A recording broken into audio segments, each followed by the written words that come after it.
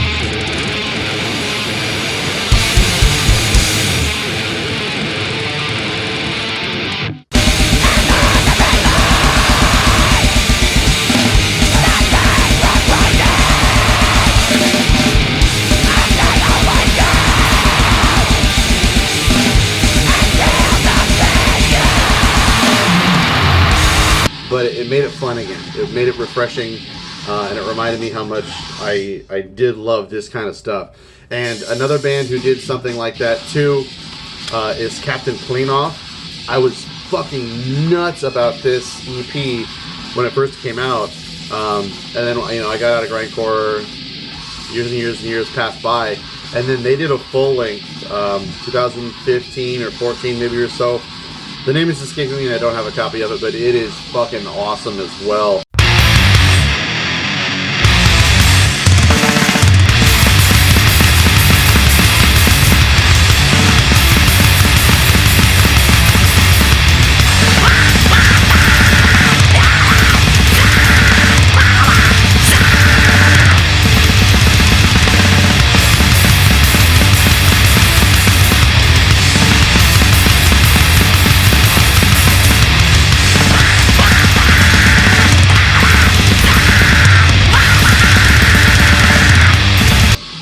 talk about this debut EP, self-titled, 2002. Yeah, No Escape put this out, as well as this out. No Escape for a minute. I don't know if they're still active or what, but they put out a lot of great shit. I think I have another thing in here that was by No Escape. And back around this time, man, their stuff was super inexpensive. Shipping was pretty not bad to the States from Australia at this time. And I think the dollar versus the Australian whatever monetary system was pretty good. So you could haul 3 or 4 albums for shipped to the States for maybe 25, 30 bucks or so. So I would do that here and there. I've got a lot of 7 inches, you know, that's kind of a grindcore thing. I don't really remember that any of them were all that remarkable. And I've got some 12 inches and stuff, but a lot of that stuff is also on CD, so I just grabbed the CD version of everything for the sake of clarity and having whatever. But these guys really, when they came out right around this time, I was just so impressed with how fun they were, and their vocals are just so much more to swallow than the music. It just really, they brought a lot more to the table than a lot of the other stuff at the time. And the samples that they use, this, you know, grindcore, another thing that is pretty synonymous with grindcore is the samples. They're super funny, and they use a sample from one of my favorite movies, All American Movie. So Captain Cleanoff, check out, I'm pretty sure all their stuff is probably pretty solid.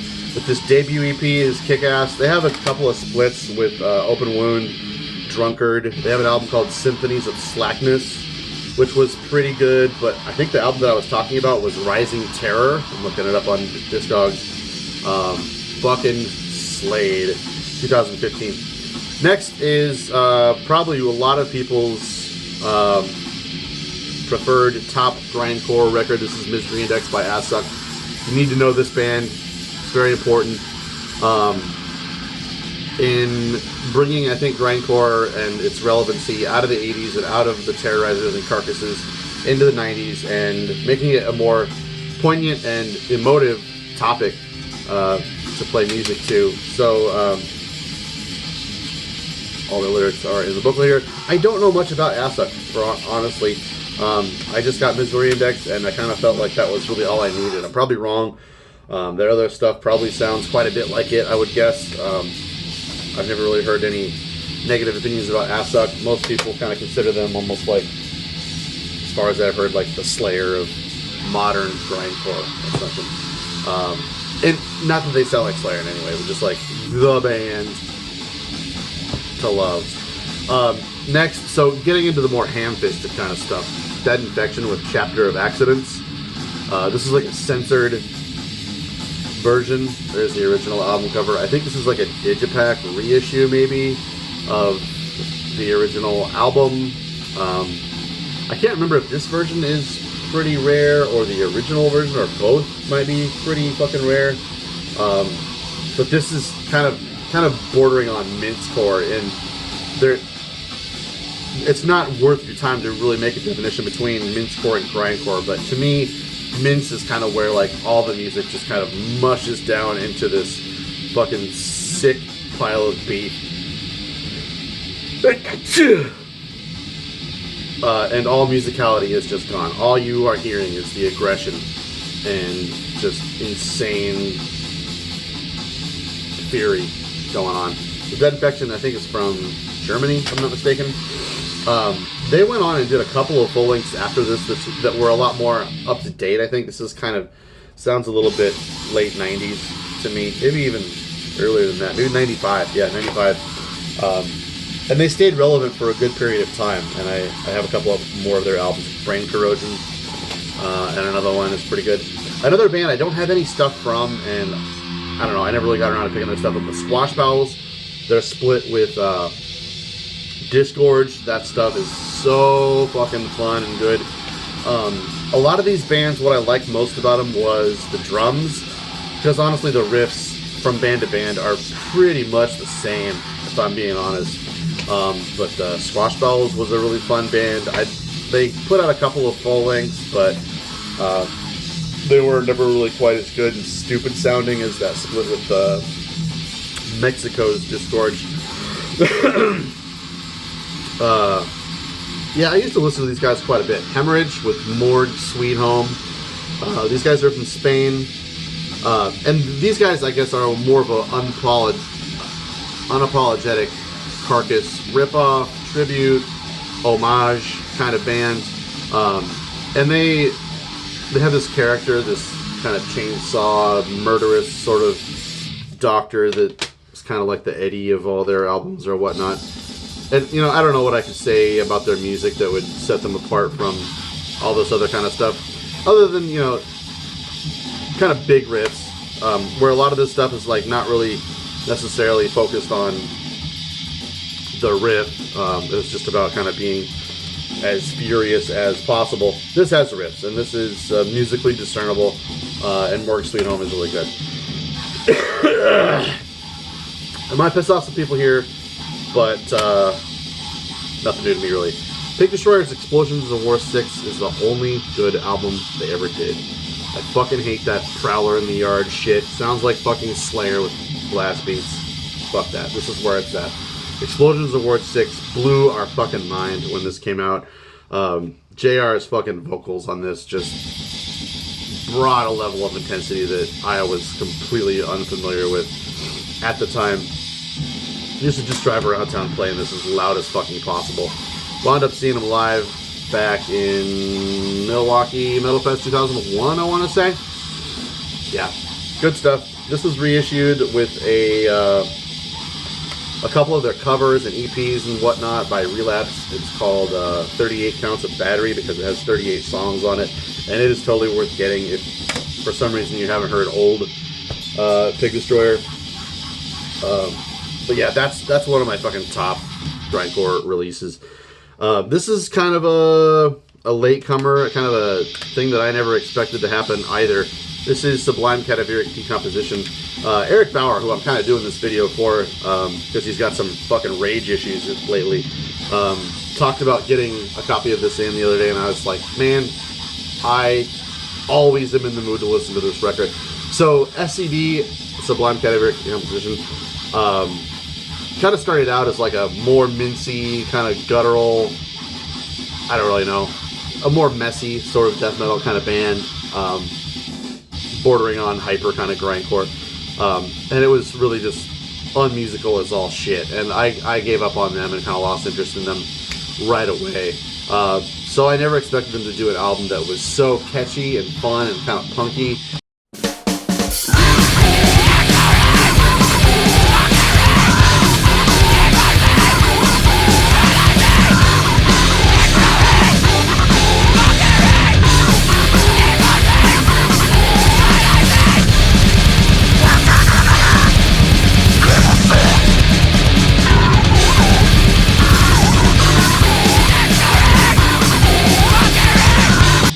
It's got a lot of more like kind of skanky sort of rhythms to it. It's a super fun listen. This album is called Inventory of Fixtures.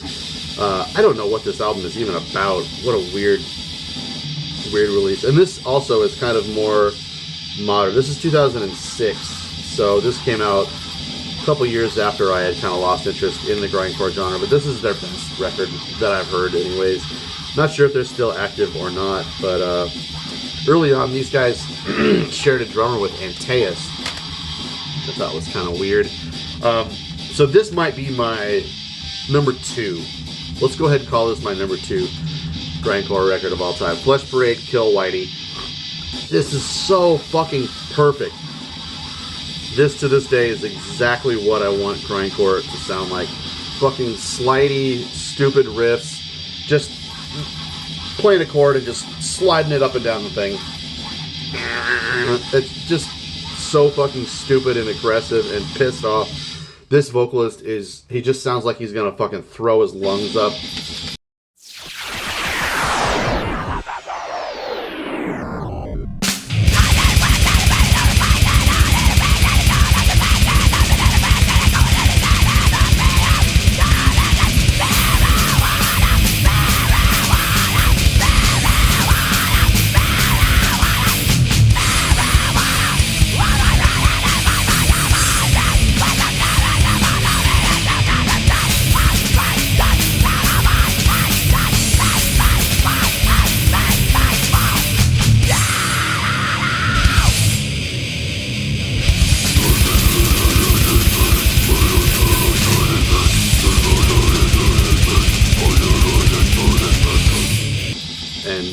puke them into the microphone.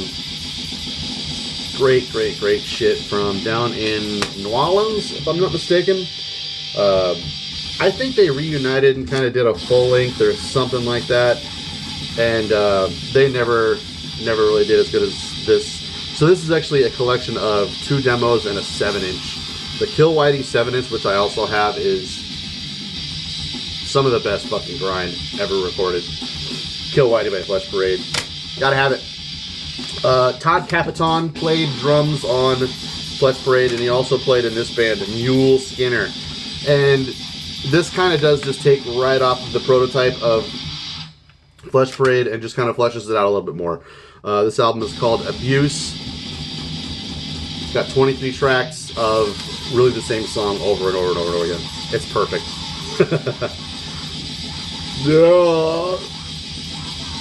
Kind of hard to find copies of this, if I remember correctly. This might be worth some buku bucks, but it's good stuff.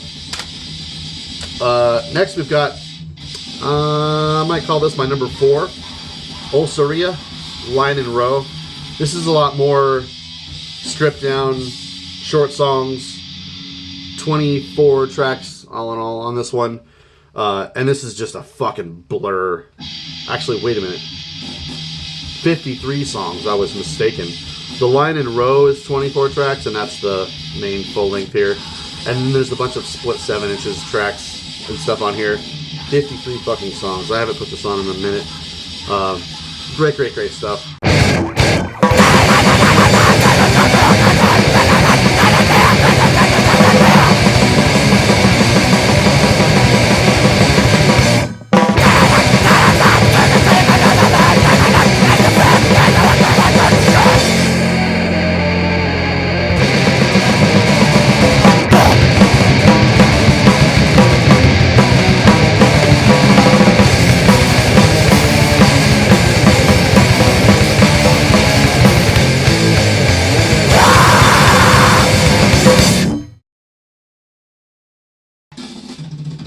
Just a fucking absolute blur of fury and anger. I really love that band. Splatterhouse with The House That Dead Built. So this is a lot more leaning towards the death metal kind of things, but man, I put this on the other day actually just for fun, and I forgot how absolutely raucous, fun, fucking it's just super fun. Razorback Records put this out probably 2001, I'm gonna say. Back when Razorback was just putting out nothing but perfect fucking slabs over and over and over again. These guys are from Portland. They do a Dahmer cover. This is called The House That Dead Built. And these guys have went on to do a lot of other cool things. I can't really think of anything right now, but like not stuff you would expect. And I think they did another full length that wasn't quite as hot as this one. But yeah, this is super, super fun. Another album that I don't have a copy of. Might as well get this out of the way. Danox Grindcore. I think it's Mankind. Really, really, really good stuff. I just never wound up getting a copy of it. Those are both a lot more just stripped down, to the point, pissed off, punky kind of drumming, skank kind of stuff. So we got a couple more left. Regurgitate's Hatefilled Vengeance. This is technically, I think, an EP, because Regurgitate tends to put on upwards of like 60 or 70 songs on each album. But man, the drumming on this one is by, now I don't remember if Jukka Peterson, who also goes by Morgue, probably pretty loud, also plays in Dawn and a couple other bands that I love. I'm not sure if he's always been with Regurgitate or not, but this is really where it's at. They kind of stopped fucking around trying to be a little bit more musical or whatnot, and this is just super fucking pissed off. I'm not really all that familiar with their other stuff, like Carnivorous Erection, stuff like that. But that is just a fucking raging record.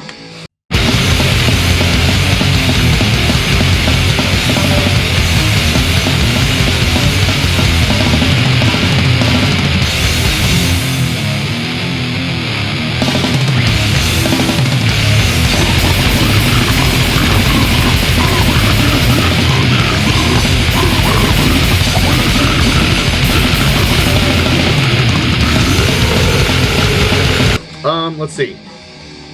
I'm going to call this, what did I say? Number 2, I think it's my number 3 top spot. Discordant Sexes, JOHO. I talked about this a couple of videos ago when, yeah, we were doing the alphabetical kind of stuff. So, I don't know, this is just fucking perfect. I love Dave Witt's drumming on this.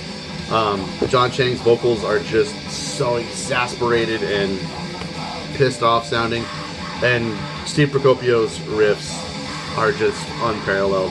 He had such an awesome way of writing these atonal, kind of dissonant riffs that were pleasing enough to keep you interested, but they were so simplistic that they sounded so rage-filled and pissed off. He just had, the band just did everything so perfectly and so tastefully done. JOHO is where it's at. I do also, of course, kind of like the Inalienable Dreamless, but the production on that kind of isn't really just right.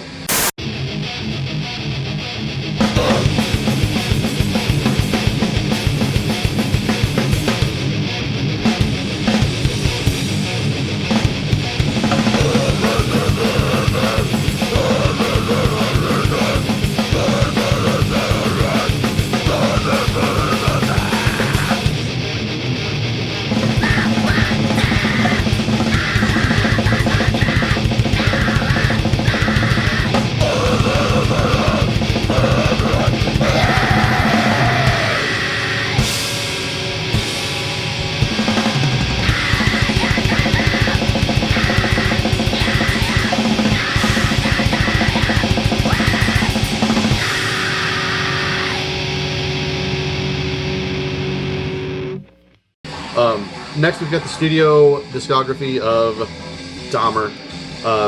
Can't go wrong with any Dahmer, and it's really cool that you can get all of their stuff on one disc. There are... Man, there's probably getting up into the 75, 80 tracks on here. These guys did so many split 7 inches and shit like that.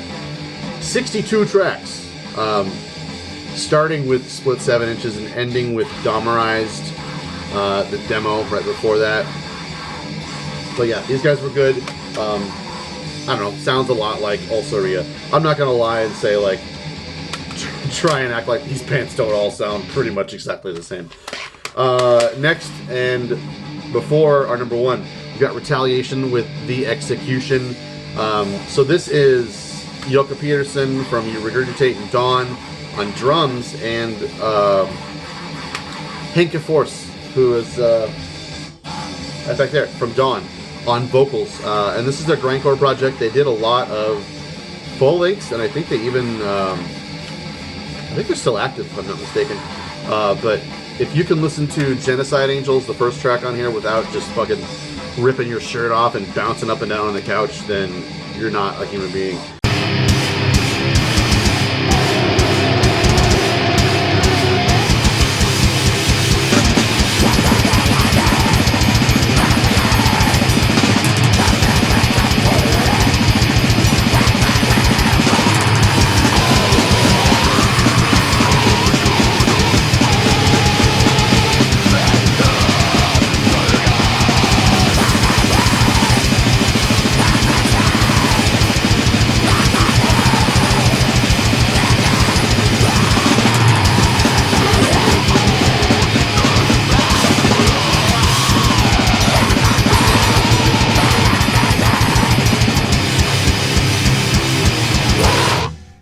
This is so fucking visceral and great. So, that brings us to my absolute favorite Grindcore release of all time. And you've probably never heard of it, have you? 324's Customized Circle. Man, this is good.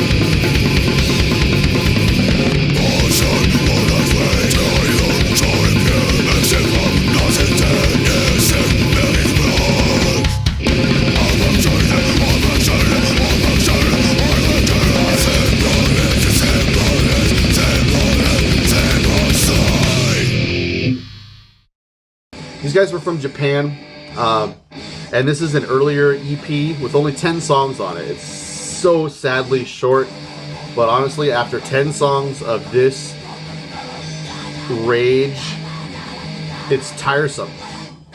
It's almost like between each song you have to take a minute, then pause and take a breather. It's so fucking enveloping and just, I don't know, it just hits my button just right. The drumming is so fucking perfect. There's fucking mosh parts, skank parts, total blast parts. The vocalist has, he does like the highs and the lows like a lot of guys do, but both of them are fucking perfect. And the riffs are just so fucking well thought out and perfect. Again, that nice balance of being like super simplistic and rage inducing, but thoughtful enough that it's musical and memorable. And like, I even find myself fucking screaming along fake Japanese to this thing. This is such an underrated fucking classic.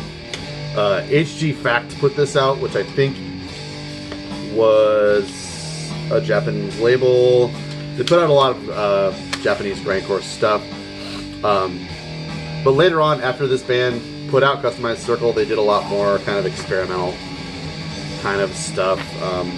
And it's okay. It's not that bad. But Customized Circle is definitely where it's at. And I will put a clip of this for you to check out in this video. Hope this wasn't too long. Thanks for joining me. Let me know what you think of these albums, and are there any favorites that I missed? Like I said, I'm kind of not all that interested in grindcore records from before this era. I've probably heard them. I probably don't care for them all that much. And I'm just not really all that interested in listening to stuff beyond this pile. It's just kind of like, that's all I need. That's good. But, you know, if the mood strikes me,